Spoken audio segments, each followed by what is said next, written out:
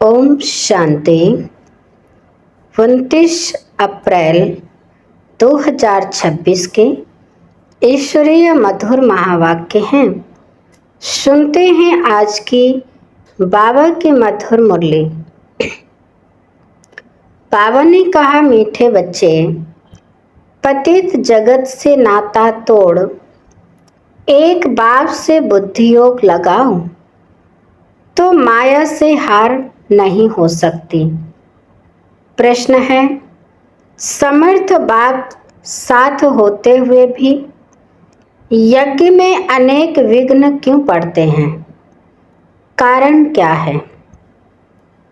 उत्तर है, यह विघ्न तो ड्रामा अनुसार पड़ने ही हैं, क्योंकि जब यज्ञ में असुरों के विघ्न पड़े तब तो पाप का घड़ा भरे। इसमें बाप कुछ नहीं कर सकते। यह तो ड्रामा में नूंद है। विघ्न पड़ने ही हैं, लेकिन विघ्नों से तुम्हें घबराना नहीं है। गीत है, कौन है माता, कौन पिता है। ओम शांति। बच्चों ने बेहद के बाप का फरमान सुना। यह जो इस जगत के मम्मा बाबा हैं, यह जो तुम्हारा नाता है देह के साथ है, क्योंकि देह से पहले पहले माता की फिर पिता की लागत होती है, फिर भाई बंधु आदि की होती है। तो बेहद के बाप का कहना है कि इस जगत में तुम्हारे जो माता पिता हैं उनसे बुद्धि का योग तोड़ दो। इस जगत से नाता नहीं रखो, क्योंकि यह सब है कलयुगी छी नाते। जगत अर्थात दुनिया, इस पति दुनिया से बुद्धि का योग तोड़ मुझ एक से जोड़ो और फिर नए जगत के साथ जोड़ो, क्योंकि अब तुमको मेरे पास आना है। सिर्फ नाता जोड़ने की बात है और कोई बात नहीं और कोई तकलीफ नहीं। नाता जोड़ेंगे वह जिनको डायरेक्शन मिलता है। सतयुग में पहले नाता अच्छा होता है, शतो प्रधान, फिर नीचे उतरते जाते हैं। फिर जो सुख का नाता है वह आहिस्ते आहिस्ते कम होता जाता है। अभी तो बिल्कुल ही इस पुरानी दुनिया से नाता तोड़ना पड़े।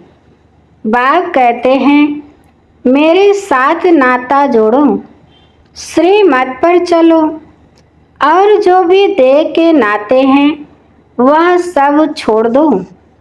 विनाश तो होना ही है। बच्चे जानते हैं, बाप जिसको परमपिता परमात्मा कहा जाता है वह भी ड्रामा अनुसार सर्विस करते हैं। वह भी ड्रामा के बंधन में बंधे हुए हैं। मनुष्य तो समझते हैं वह सर्वशक्तिमान है, जैसे श्री कृष्ण को भी सर्वशक्तिमान मानते हैं। उनको स्वदर्शन चक्र दे दिया है, समझते हैं उनसे गला काटते हैं, परंतु यह नहीं समझते कि देवताएं हिंसा का काम कैसे करेंगे। वह तो कर नहीं सकते। देवताओं के लिए तो कहा जाता है अहिंसा परमो धर्म था। उन्होंने हिंसा कहाँ से आई?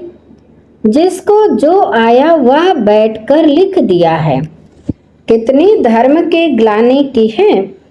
बाप कहते, इन शास्त्रों में सच तो बिल्कुल आटे में नमक मिसल है। यह भी लिखा हुआ है कि रुद्र ज्ञान यज्ञ रचा था। उसमें असुर विघ्न डालते थे, अबलाओं पर अत्याचार होते थे। वह तो ठीक लिखा हुआ है। अभी तुम समझते हो शास्त्रों में सच क्या है, झूठ क्या है। भगवान खुद कहते हैं, इस रुद्र ज्ञान यज्ञ में विघ्न पड़ेंगे जरूर। ड्रामा में नूंद है, ऐसे नहीं कि परमात्मा साथ है तो विघ्नों को हटा देंगे। इसमें बाप क्या करेंगे? ड्रामा में होने का ही है। यह सब विघ्न डाले तब तो पाप का घड़ा भरे ना। बाप समझाते हैं, ड्रामा में जो नूंद है वही होना है। असुरों के विघ्न जरूर पड़ेंगे। अपनी राजधानी जो स्थापन हो रही है, आधा कल्प माया के राज्य में मनुष्य कितना तमो प्रधान बुद्धि भ्रष्टाचारी बन जाते हैं। फिर उनको श्रेष्ठाचारी बनाना बाप का काम है ना। आधा कल्प लगता है भ्रष्टाचारी बनने में, फिर 1 सेकंड में बाप श्रेष्ठाचारी बनाते हैं। निश्चय होने में देरी थोड़े ही लगती है। ऐसे बहुत अच्छे बच्चे हैं जिन्हों को निश्चय होता है, झट प्रतिज्ञा करते हैं। परंतु माया भी तो पहलवान है ना, कुछ न कुछ मनसा में तूफान लाती है। पुरुषार्थ कर कर्मणा में नहीं आना है। सब पुरुषार्थ कर रहे हैं, कर्मातीत अवस्था तो हुई नहीं है। कुछ न कुछ कर्मेंद्रियों से हो जाता है। कर्मातीत अवस्था तक पहुँचने में बीच में विघ्न जरूर पड़ेंगे। बाप ने समझाया है, पुरुषार्थ करते करते अंत में जाकर कर्मातीत अवस्था होती है। फिर तो इस शरीर को रहना नहीं है, इसलिए टाइम लगता है। विघ्न कुछ न कुछ पड़ते हैं। कहाँ माया हरा भी देती है, बॉक्सिंग है ना। चाहते हैं बाबा की याद में रहें, परंतु रह नहीं सकते। थोड़ा बहुत टाइम जो पड़ा हुआ है, धीरे धीरे वह अवस्था धारण करनी है। कोई जन्मते ही राजा तो नहीं होता है। छोटा बच्चा धीरे धीरे बड़ा होगा ना, इसमें भी टाइम लगता है। अब तो बाकी थोड़ा समय रहा है। सारा मदार पुरुषार्थ के ऊपर है। अटेंशन देना है। हम कैसे भी करके बाप से वर्षा लेंगे जरूर। माया का सामना जरूर करेंगे, इसलिए प्रतिज्ञा करते हैं।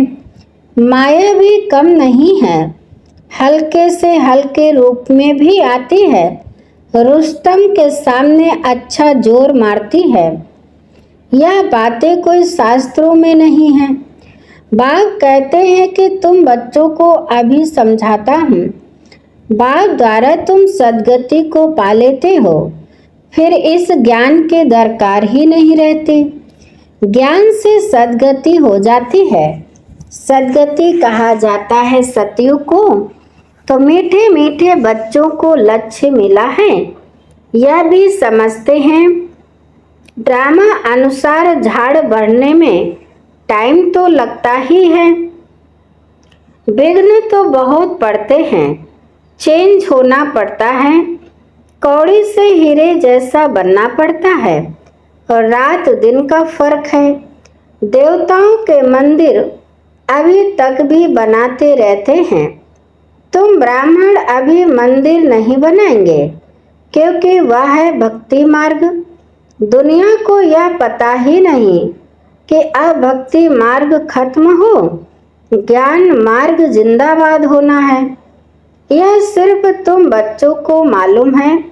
मनुष्य तो समझते हैं कलयुग अभी बच्चा है। उन्हों का सारा मदार है शास्त्रों पर। तुम बच्चों को तो बाप बैठ सभी वेदों शास्त्रों का राज समझाते हैं। बाप कहते हैं, अभी तक तुम जो पढ़े हो वह सब भूल जाओ। उनसे कोई की सद्गति होती नहीं। भल करके अल्पकाल का सुख मिलता आया है। सदा सुख ही सुख मिले, ऐसे हो नहीं सकता। यह है क्षण भंगुर सुख। मनुष्य दुख में रहते हैं। मनुष्य यह नहीं जानते कि सतयुग में दुख का नाम निशान नहीं होता है। उन्होंने वहाँ के लिए भी ऐसी बातें बता दी हैं। वहाँ कृष्णपुरी में कंस था। यह था श्री कृष्ण ने जेल में जन्म लिया। बहुत बातें लिख दी हैं। अब श्री कृष्ण स्वर्ग का पहला नंबर प्रिंस, उसने क्या पाप किया? यह दंत कथाएं सो भी तुम अभी समझते हो, जबकि बाप ने सच बताया है। बाप ही आकर सचखंड स्थापन करते हैं। सचखंड में कितना सुख था, झूठ खंड में कितना दुख है, यह सब भूल गए हैं। तुम जानते हो हम श्रीमत पर सचखंड स्थापन करके उसके मालिक बनेंगे। बाप समझाते हैं ऐसे ऐसे श्रीमत पर चलने से तुम ऊंच पद पा सकेंगे।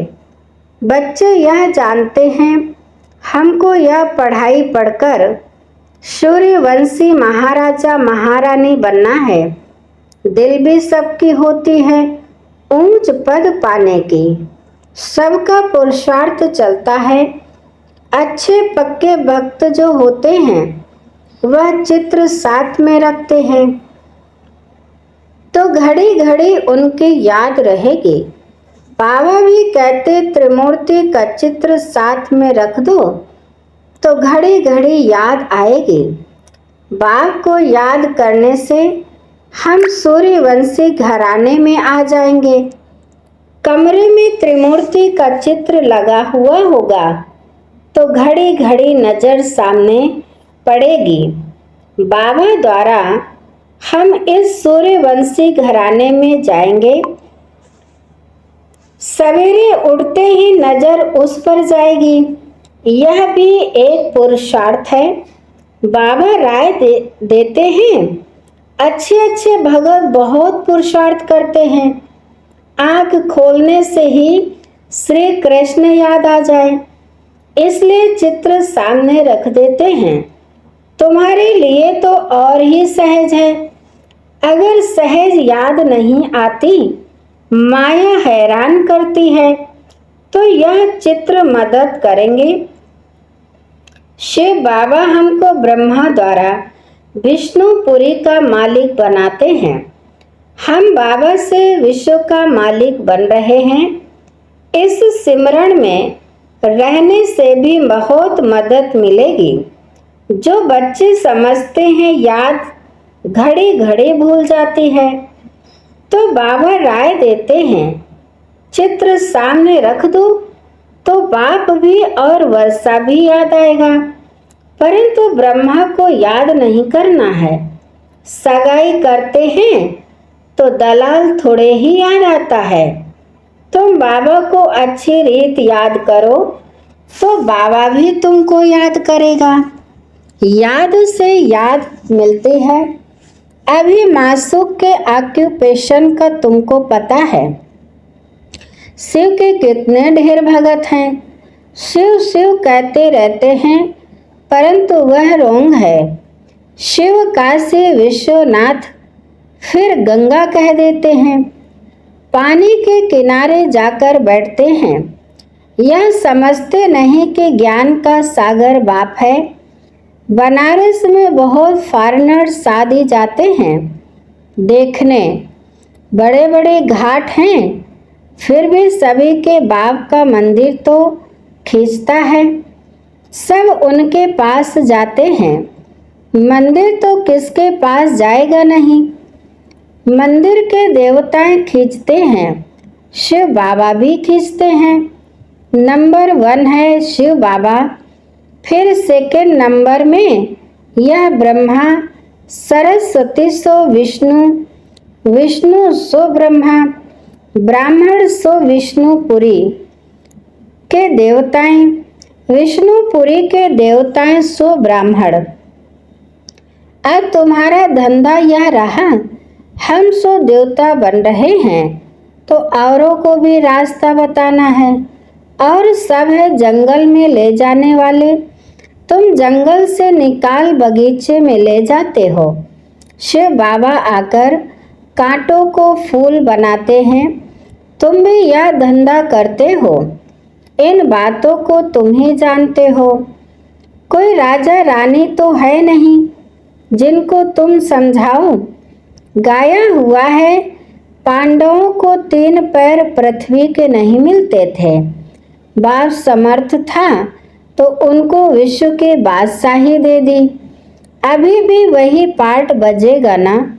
बाप है गुप्त, श्री कृष्ण को तो कोई विघ्न पड़ ना सके। अब बाप आए हैं, बाप से आकर वर्षा लेना है। इसके लिए मेहनत करनी होती है।